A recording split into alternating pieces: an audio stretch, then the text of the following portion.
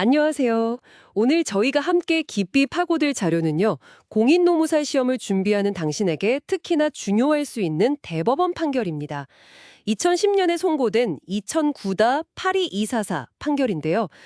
이게 사용자와 근로자 사이에 경업금지 약정, 그 유효성이랑 또 보호할 가치가 있는 사용자의 이익, 이게 대체 뭔지 이거 좀 깊이 다루고 있거든요.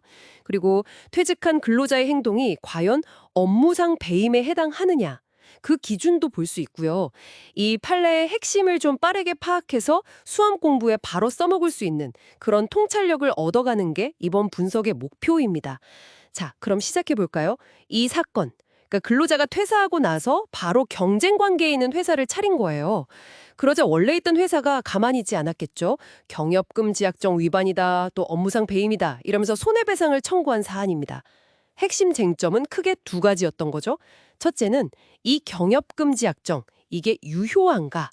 둘째는 그럼 이 근로자의 행위가 업무상 배임인가? 네, 맞습니다.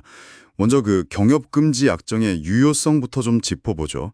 판례를 보면 경업금지 약정이 있다고 해서 그게 다 유효한 건 아니라고 봤어요. 오히려 근로자의 직업 선택의 자유나 자유로운 경쟁을 너무 과도하게 제한한다. 이러면 민법 제103조 있죠. 그 선량한 풍속, 기타 사회질서 위반, 이걸로 무효가 될 수도 있다고 본 겁니다. 아, 무조건 약속했다고 다 지켜야 하는 건 아니군요. 그렇죠. 그래서 그 유효성을 판단할 때는 여러 가지를 종합적으로 봐야 한다고 했어요. 예를 들면 보호할 가치가 있는 사용자의 이익이라는 게 진짜 있느냐, 이게 첫 번째고요.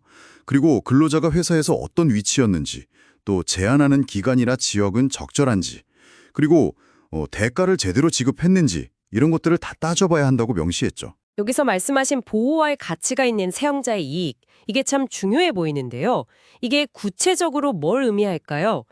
그냥 회사에서 알게 된 모든 정보, 이건 아닐 것 같은데요? 네, 정확히 보셨어요.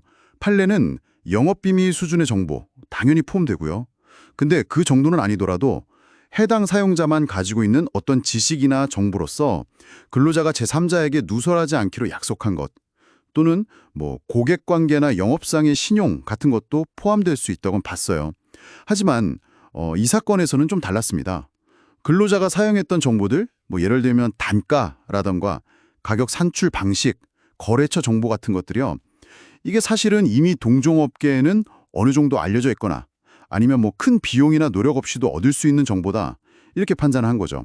그리고 그 거래처와의 신뢰관계라는 것도 사실 통상적인 업무 수행 과정에서 자연스럽게 얻게 되는 거지, 회사가 어떤 배타적인 권리를 갖는 그런 보호가치 있는 이익으로 보기는 좀 어렵다, 이렇게 봤습니다. 그렇군요. 정보 자체의 어떤 성격이나 그걸 얻기가 얼마나 쉬운지, 또 거래 관계가 어떤 특성을 갖는지 이런 걸 되게 구체적으로 따져본 거네요. 그럼 결국 이 사건의 경업금지 약정은 근로자의 자유를 너무 과하게 제한해서 무효다, 이렇게 본 거군요. 네, 그렇습니다. 근로자가 퇴직하면서 특별한 대가를 받은 것도 없는데 퇴직 후에 무려 2년 동안이나 경업을 못하게 막는 거. 그리고 이 근로자가 가진 경력이나 기술이 좀 특정 분야에 국한되어 있다면 다른 직업을 찾기도 어려울 수 있잖아요. 이런 점들을 다 고려했을 때 이건 좀 과하다, 약정이 무효다, 이렇게 판단한 거죠. 따라서 약정 위반을 전제로 한 손해배상 청구는 받아들여지지 않았습니다. 기각됐죠. 아, 첫 번째 쟁점은 그렇게 정리가 됐군요.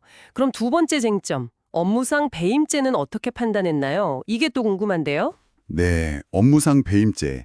이것도 중요하죠. 이게 성립하려면 타인의 사무를 처리하는 자, 즉 근로자가 그 임무에 위배하는 행위를 해서 재산상의 이익을 얻고 본인, 즉 회사에 손해를 가했을 때 성립하거든요. 여기서 임무에 위배하는 행위라는 건 계약을 어기는 것뿐만 아니라 신의 칙상 당연히 해야 할 일을 안 하거나 하면 안 되는 일을 하는 걸 말하는데요. 네네. 판례는 아까 경업금지 약정 유효성 따질 때 봤던 것처럼 이 근로자가 사용한 정보나 지식, 경험, 거래처 관계 같은 것들이 사용자의 보호할 가치가 있는 이익이라고 보기는 좀 어렵다, 이렇게 판단했어요.